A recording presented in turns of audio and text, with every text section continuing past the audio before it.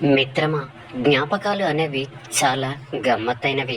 కొన్నిసార్లు వద్దన్న వదలకుండా ఆనందాన్ని ఇస్తాయి. మరికొన్నిసార్లు వెంటపడి మరీ కంటతడి పెట్టిస్తాయి. బరువులు మోసే మనిషి కన్నా కూడా ఆలోచనలు మోసే మనసుకే భారమెక్కువ. అపార్థం చేసుకొని నిందించి ప్రతి ఒక్కరిని మనం సమాధానం చెప్పవలసిన అవసరం లేదు మిత్రమా. అర్థం లేని మాటలకి బాధపడకూడదు. అవి మన మనస్సుకు చెప్పుకుంటే చాలు.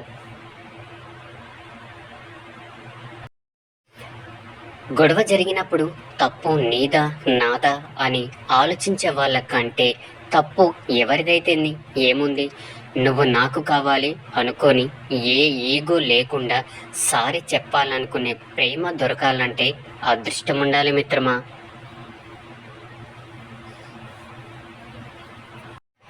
అసలు ప్రేమ అంటే ఏంటో తెలుసా?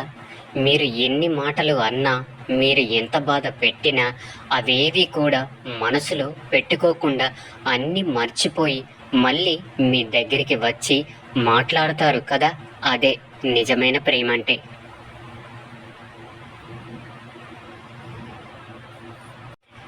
నిన్ను ఇష్టపడే వాళ్ళను వాడుకోవద్దు. నీ అవసరం ఉన్న వాళ్ళను తప్పించుకొని తిరగవద్దు మిత్రమా.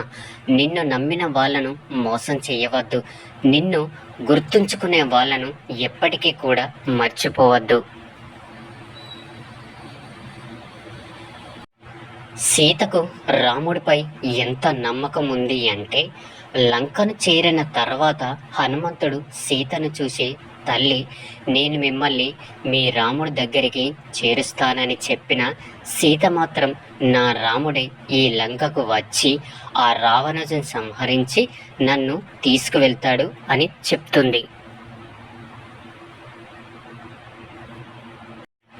ఒకటి గుర్తుంచుకో మిత్రమా, ఒక మగవాడు మృగంలో ప్రవర్తిస్తున్నాడు అంటే ఇక స్త్రీ మహంకాళిలా మారడంలో తప్పులేదు కాదంటారా? ఒక నిజమైన మగవాడు తనంటే ఇష్టం లేని ఆడదాన్ని ఎప్పుడు కూడా ఇబ్బంది పెట్టకూడదు. ఇక ఇష్టపడే ఆడదాన్ని ఎన్ని ఇబ్బందులు ఎదురైనా ఆమెను వదిలి పెట్టకూడదు. ఒక నిజమైన మగవారి లక్షణం స్త్రీని వేధించడం, బాధించడం కాదు, ప్రేమతో సాధించుకోవడం అని గుర్తుంచుకో మిత్రమా. అల్లుడు మంచివాడు అయితే ఇంటికి ఇంకొక కొడుకు వచ్చినట్లే. అదే అల్లుడు చెడ్డవాడైతే ప్రేమగా పెంచుకున్న కూతురు బ్రతికి ఉన్న మరణించినట్లే. ఆడపిల్లలను వదిలించుకుందామని ఎవరెవరికో ఇచ్చి పెళ్ళిళ్ళు చేయకండి. ఒక్కసారి పెళ్ళైతే తన ఇంటిని తానే పరాయిదవుతుంది. స్త్రీకి అటు అత్తగారిల్లు సొంతం కాదు, ఇటు పుట్టినిల్లు శాశ్వతం కాదు. కూతురు సంతోషం కోసం కులాన్ని, మతాన్ని, స్థాయిని వదిలేసిన నాన్నల కంటే నాన్న పరువు కోసం తల వంచి కనిపించకుండా ఏడుస్తున్న కూతుర్లే ఎక్కువ కాదంటారా? ఎప్పుడైనా ఒక కోరికను అలాగే ఒకరి ఆశను భంగం కలిగితే ఇక అప్పుడు వారి హృదయం క్రోధంతో నిండిపోతుంది. తాను నిరాశకు అలాగే బాధకు కారణమైన వ్యక్తిని దండించే ప్రయత్నం చేస్తాడు. మిత్రమా, దానం ఇవ్వాలంటే అనిపించినప్పుడల్లా ఇవ్వండి, తప్పలేదు. కానీ సలహాలు మాత్రం అడిగినప్పుడే ఇవ్వండి. ఎందుకంటే ఉచిత సలహాలు ఎవరు విలువనివ్వరు కాబట్టి. ప్రేమించడం గొప్ప కాదు, విడిపోతే తట్టుకొని నిలబడడం గొప్ప. ఇప్పుడు మీతో ఉండేవాళ్ళు ఎప్పుడు మీతోనే ఉండాలి అనుకుంటే అది ఖచ్చితంగా మీ పొరపాటే అవుతుంది మిత్రమా. ఎవరు ఉన్నా లేకపోయినా మీకంటూ కొన్ని విడిపించుకోలేని బాధ్యతలు ఉన్నాయి. ప్రేమలో బాధ్యత ఉంటుందో లేదో తెలియదు, కానీ బాధ్యతలు మాత్రం ఖచ్చితంగా ప్రేమ ఉంటుంది మిత్రమా.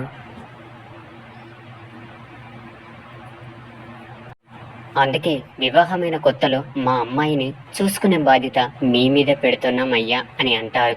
బాధ్యతల్ని వదులుకున్న మనిషి దారాన్ని తెంపుకున్న గాలిపటంతో సమానం. అర్థమైందనుకుంటా.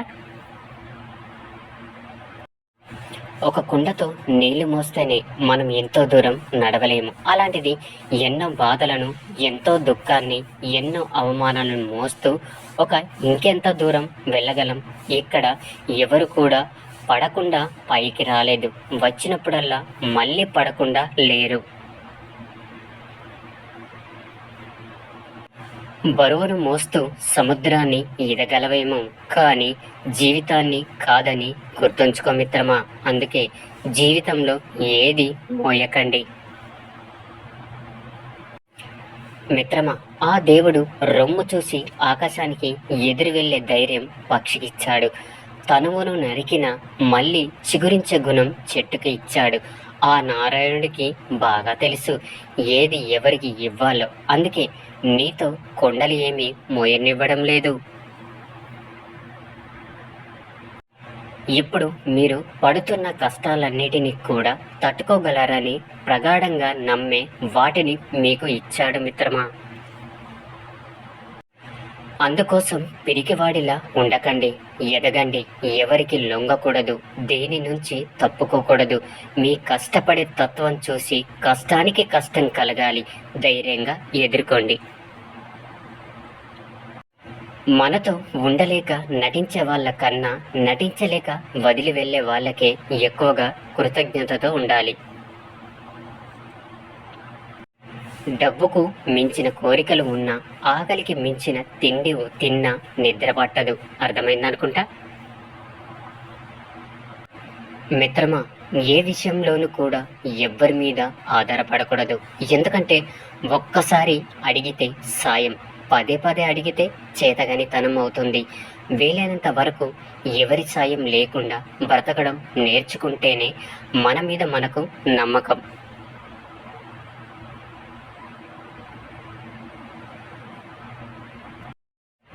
మన మీద ఇతరులకు గౌరవం పెరుగుతాయని గుర్తుపెట్టుకో మిత్రమా. వస్తువైనా అలాగే బంధమైన మనకు 2 సార్లు అందంగా అపురూపంగా కనిపిస్తుంది. ఒకటి దొరికినప్పుడు, రెండవది పోగొట్టుకున్నప్పుడు. రెండవది పోగొట్టుకున్నప్పుడు దాని విలువ తెలియదు. లేనప్పుడు ఎంత ఆరాటపడ్డా కూడా అది మనకు దొరకదు. కాలంతో పాటు అన్నీ సర్దుకుంటాయని అందరూ అంటూ ఉంటారు. నిజానికి కాలంతో పాటు గాయాలు మానిపోవు, భరించడం అలవాటవుతుంది, అంతే. మనసు మనసు అనేది ఎంతో విచిత్రమైనది. మర్చిపోవాలి అనుకున్నవి పదిలంగా దాస్తుంది, గుర్తుకు పెట్టుకోవాల్సిన వాటిని మరిపింపజేస్తుంది. సముద్రం అలాగే మనసు రెండు ఒకటే. పైకి ఎంతో గంభీరంగా కనిపించిన లోపల మాత్రం ఎన్నో అలజడులు, అలాగే ఎన్నో ఆటుపోట్లు మిత్రమా. అందం అనే లోటును మంచి స్వభావం పూరిస్తుంది, కానీ మంచి స్వభావం లేని లోటును అందం పూరించలేదు. నీ యొక్క విజయ గర్వాన్ని నీ తలకు ఎక్కనివ్వకు, అలాగే పరాజయం యొక్క బాధను నీ గుండెకు చేరనివ్వకు. ఈ రెండు కూడా ప్రమాదమే మిత్రమా. నీ తప్పును నీకు చెప్పేవాడే నిజమైన మిత్రుడు. నీ తప్పును నీతో కాకుండా వేరొకరితో చెప్పేవాడు నీకు శత్రువు. ఈ రెండిటికి తేడా చాలా ఉంది, కానీ మనం మాత్రం మన తప్పుల్ని మనకు చెప్పేవాడిని శత్రువు అనుకుంటాం. ఎప్పుడు కూడా నిజమైన మిత్రుణ్ణి కోల్పోకండి. అర్థం చేసుకునే బంధం తోడుగా ఉంటే జీవితం బాగుంటుంది. ఎందుకంటే ఇష్టపడడం తెలిసిన మనసుకి కష్టపెట్టడం రాదు. కాబట్టి